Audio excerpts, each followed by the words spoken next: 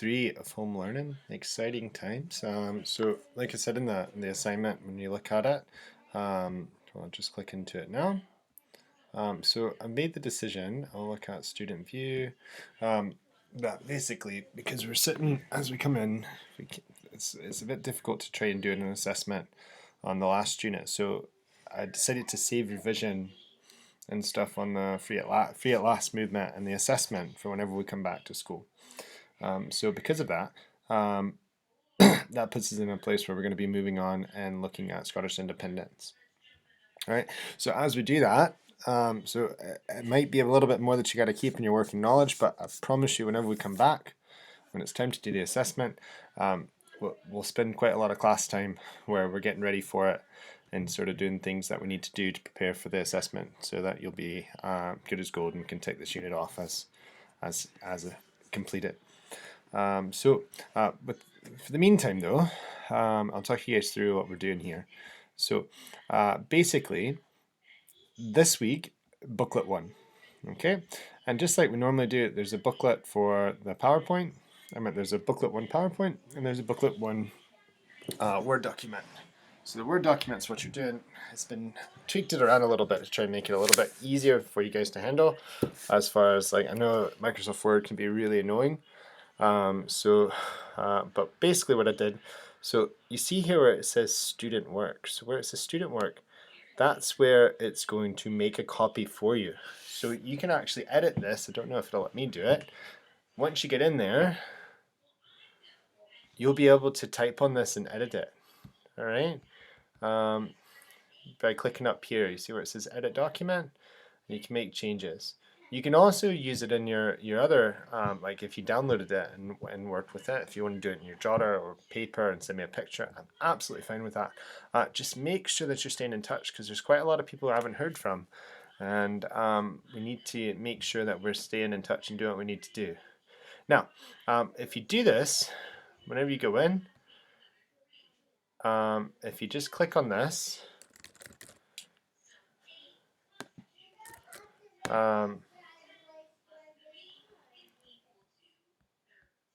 I'm wanting you guys to type in these. And I was expecting it to just let you type on there. Maybe I'm not doing it right. This is always great whenever, let's see.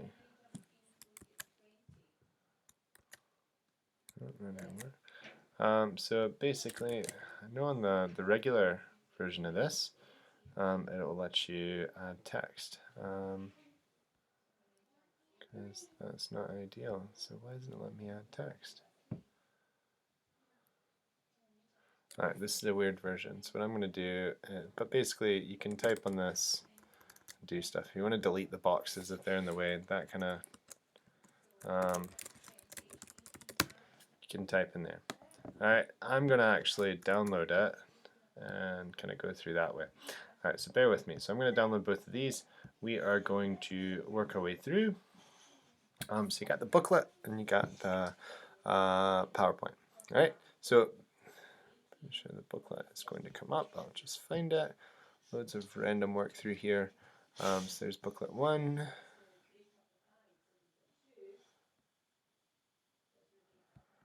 Alright, and here is booklet 1.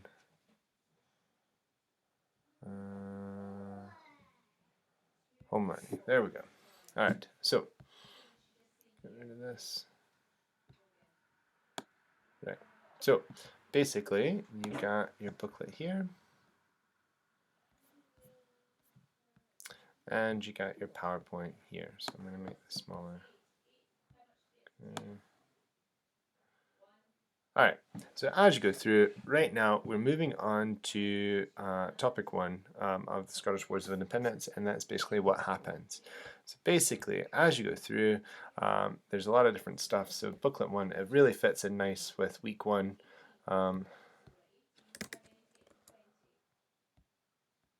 Yeah, so whenever I'm clicking on it here, it's letting me type straight onto it. So I don't know what's going on with the other version when it's online, but it might have been something because I'm not a student. So try that. So you should just be able to click on here, double click, and start typing. I don't think I was doing something around the other side.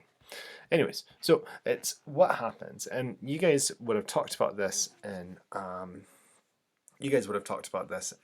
S1, where you did a unit on Scottish independence. So basically, we got a few things that are problems. King Alexander died. Someone he'll soon find out is Margaret Maid of Norway, who's his granddaughter, comes into the scene. And so she creates an issue, and then King Edward of England, King Edward I, also complicates things.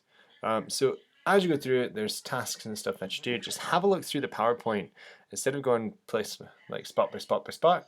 Have a look through the PowerPoint and then just do the booklet all together. If you only have like one device, you can't go back and forth. Have a look through this, then complete the booklet, or do the booklet. But basically, there's a lot of extra information through here. So essentially, what was going on. Scotland was in something called a feudal society, and that's where you build up. So you've got peasants, then they move up to knights, and then you have lords and ladies, as I like to say. It's not really that exciting. I'm not very funny, so it just is what it is. And then you have the king, and each step you go up, the lowers or the people below are responsible. So peasants would swear loyalty to knights, and the knights would give land to peasants for them to farm. Knights would swear loyalty to lords, and then lords would give the knights land to look over, to protect and farm, and then they would give land to the peasants. And then it just worked its way up and worked its way down.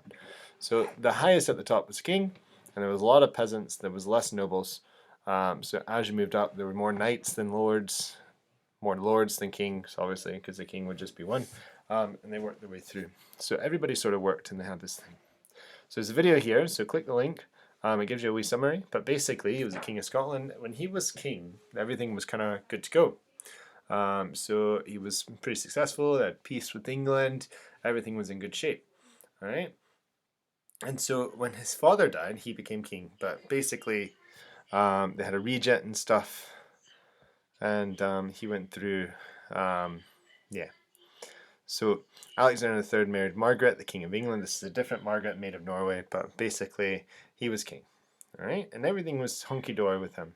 So his daughter, Alexander's daughter, who was named Margaret, or Alexander's daughter married the King of Norway, and they had a child, and that was Margaret the Maid of Norway. And the Norway comes from the fact that she was actually the King of Norway's daughter, but she was also Alexander III's granddaughter, because his daughter was a princess, and she ended up having a child, but she was married to the king, so yeah. So basically, all of Alexander's children and his wife had died, okay? The only person left when he died, and what made it really complicated was because 115. Sorry. And so whenever he came in, he made the whole thing complicated because when he died, he had no heirs left.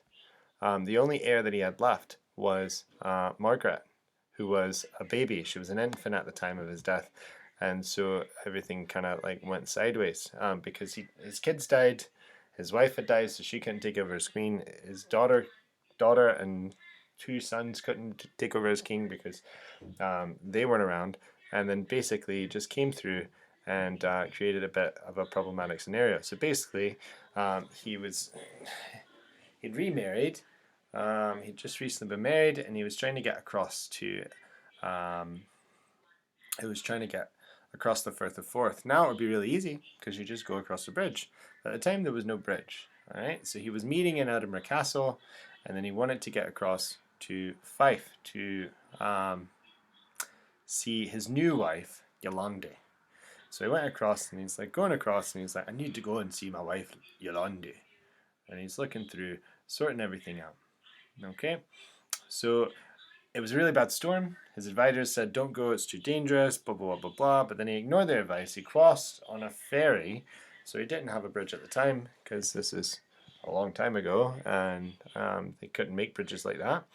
You've seen it here now. There's a road bridge, there's a rail bridge, and there's even a new bridge, I think, that's somewhere in there as well. All right, so he crossed safely and everything was going great, apart from the fact that he had a narrow path that went along the seashore. It's a cliffy edge. And then basically, he never turned up at the place where Yolande was. And then he rode ahead of his bodyguards. It was really like screaming at speed. just not listening to anyone. And then he fell off a cliff off his horse and died. He broke his neck and then blah, blah, blah, blah. And that's where all of Scotland's kind of problems started. So here's a link that you can go through and you can see some of that. It's probably going to do a bit better job of explaining it than I am. Okay, so here's task 1. So it's pages 1 through 4. So it's a big tragedy. It started 100 years. It's known as the Wars of Independence. Okay, so you're doing pages 1 through 4, and then that's when you get to here. And then we get to the point where we know who Margaret Maid of Norway is. So like I said, you fill these up. Who would be the next ruler of Scotland? So explain the consequences of Alexander III's death. I'm going backwards, I don't know why. So here's a wee timeline task. Describe what happened to his children. So they're all dead. Alright, so go through, sort that out. Alright, now you're on to topic 2. I don't know why that picture's not being displayed, but my computer hates me sometimes. So you go through. Margaret was she was the daughter of the King of Norway, and she was the granddaughter of the King of Scotland. So basically, he was a wee baby, or she was a wee baby, whenever her granddad died, the King of Scotland. All right. Now the problem is that she was 3. Infant mortality was a big deal. They didn't want to send her over because they were worried that she was going to get sick and become dead, as in not alive. Okay, so they didn't want to send her over. So they decided that she was too young to rule anyway, so there's no point. They had a regent. They just kind of kept everything going, and she wasn't there. She was in Norway. She was, becoming a kid. All right, cruising. All right, she was a female. Some question whether or not they could have queens. But basically they decided to keep everything going, and then they ran into some big problems. So one problem, she was a baby. Another problem, she was a woman. Another problem, she was, too young. Okay. Then she was also, a woman. We talked about that. And then the fact that she wasn't in Scotland, she didn't know anything about Scotland, she wasn't culturally Scottish. And then the other problem was the fact that she was just, in Norway. All right, so they wanted to make sure they didn't have any kind of civil wars or anything like that, because there's a lot of families that wanted to get involved. And the solution, basically, they placed a guardians of Scotland. It was 6 nobles who basically came in, and they were going to control Scotland while they waited for Margaret to get old enough. Okay. Another solution was they agreed that Margaret would marry. Basically, they wanted to stop arguments caused by her marrying a Scottish noble, and that she should marry King Edward's son of England. Okay, so the Scots thought they solved the problem. An English queen would be involved to help advise Scotland. Everything would kind of go well. So they got the English king involved. He knows what it's like to be a king. You basically think it's a good idea because he's a powerful ruler and he can stop people from getting out of hand in Scotland. So they were worried about keeping things in check in Scotland. So they decided to sign the Treaty of Bergen. And when they did that, that was going to ensure that Scotland wouldn't become part of England. Even though Margaret married King Edward's son, that they would agree that Scotland would never actually be part of England. And they wanted to make sure that Scotland kept its independence.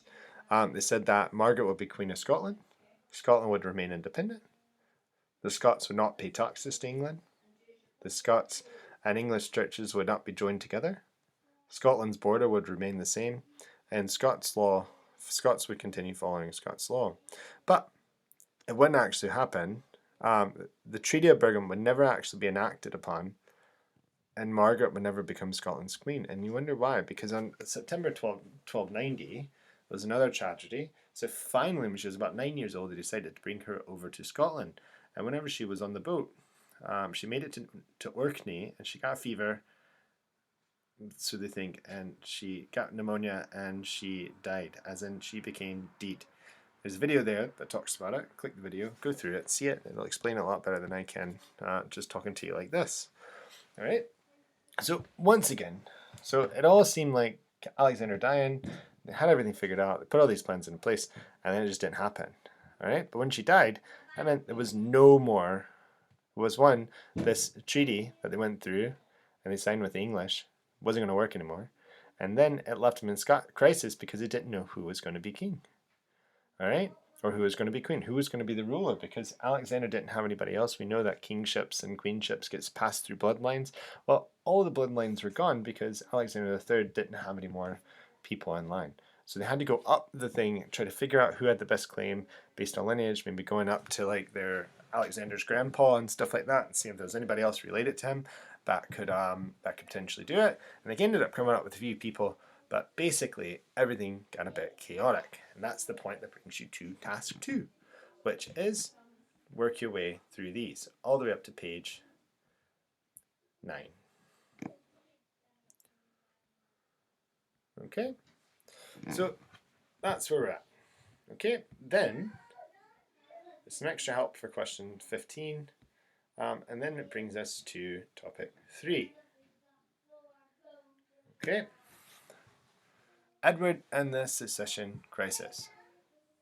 I know this seems like a lot of work, and to be honest, it is quite a bit, but we've got a lot of things set up, so you're really going through. I'm asking you to answer a few questions. A lot of them are kind of like getting information from there. Don't feel like you need to write everything out. If you would think it's a good idea to practice answering in complete sentences, but yeah, this is something we would be doing this in a week in class, and you'd be absolutely fine. Okay, see where we're at. If you're having any issues, get in touch with me, and we'll see where we're going. Now, topic 3, basically, when she died, King Edward went all like nuts. All right, so there was nobody left. They were worried about the Bruces and the Comyns and the Balliols. They all wanted to have Scotland's king to themselves. So they decided they didn't want to have a civil war. And they're trying to figure out what they're going to do. So what they decided to do was talk to the Guardians of Scotland, who were already ruling while Margaret, Maid of Norway, became old enough to be the queen. And they decided that they needed to decide who's going to be the next king. And they thought it'd be a really good idea. Remember that guy Edward? Yeah, Edward, the King of England. He's pretty trustworthy. Yeah, it seemed like a good plan at the time. Let's ask Edward to sort us out. So he asked Edward, Edward, can you please choose who our next king is going to be? And Edward was like, yeah, fam, I got you. All right. So this is known as the Great Cause. So he got to choose. Now, the problem was when you gave Edward the right to choose who the next king of Scotland is going to be, he had a few choices. There was kind of 3 people he could choose from, right? And whenever he did that, he really needed to. He didn't want to choose somebody that was going to be. He had the power to decide who the next king was going to be, so he didn't want to choose somebody who was going to be bad for England. So he had his own interest at part. So basically, he wanted to take over Scotland, and that was a secret plan. All right, so he organized his army and had everything gathered, and it was ready to go and pay for a war in Scotland. All right, but then it all kind of like fell into his lap because he didn't need to. All right, so he got everything ready, and he came in, or he was looking to come in. King Edward met the Scots and Scottish borders and basically told them, he then forced them to come over to the English side of the river, and his army was there, and he hoped to intimidate the Scots. Right? So whenever they did that, at Northern, he demanded that the Guardians of Scotland accept him as their feudal overlord. So basically, he took his whole army, went up to the border of Scotland and England, and told the Guardians of Scotland that, you know what, I'm going to be the ruler, and you need to answer to me. And I'm going to scroll up here. So you had peasants, knights, lords, kings, all right? You had a bunch of lords, and they were meant to answer to a Scottish king, but then they said, all right, well, I'll name your king, but then everyone there, so then King Edward would be somewhere up here, like even higher up. So all of Scotland would answer to King Edward and swear fealty. But he kind of set it up where they didn't have much of a choice because he had all of his army there, and he intimidated them. All right, they were astonished by this demand. They were like, "Whoa, dude, we just asked for your help." But then it didn't really all work out because they were just like, "We just asked for your help, fam. Like, what's going on?" But then Edward basically suddenly, because of this, and it was all done by threat, was the overlord of Scotland, and then the future king of Scotland would be controlled by Edward, much like a puppet. All right, that's why they call it. Well, eventually, I'm going to ruin the story here. John Balliol became the king of Scotland. King of Scotland, because he agreed that he would do whatever King Edward said. So King Edward had a second plan as well.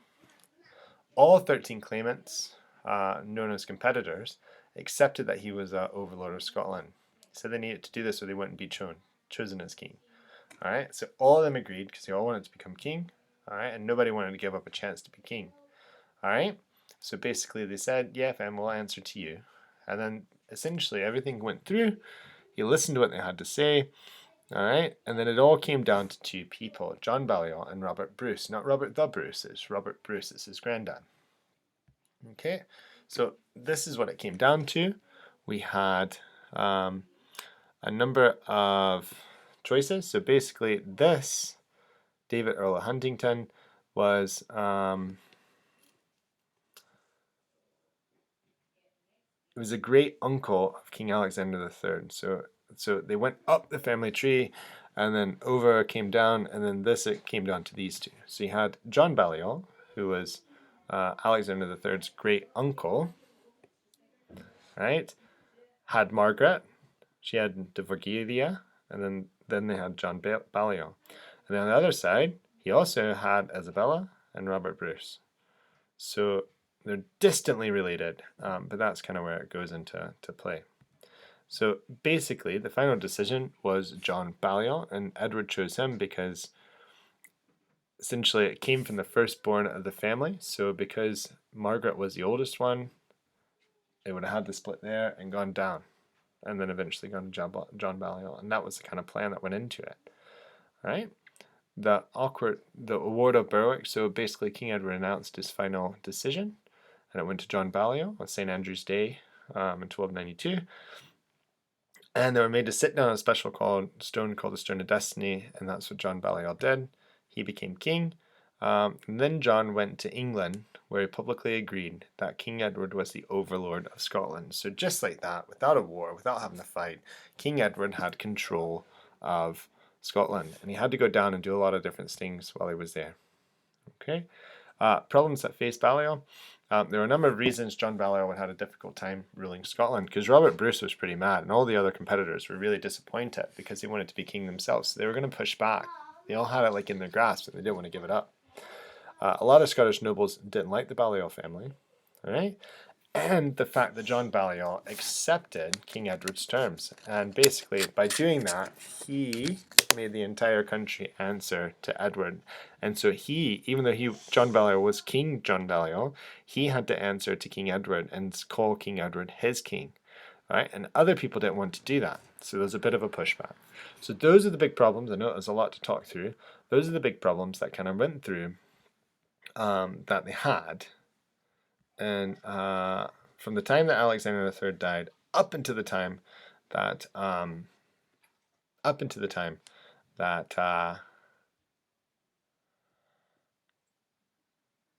John Balliol was chosen as king. Okay, right. So there's quite a lot of questions. We'll see how we get on. I think you guys can just power through this and have this done in a week.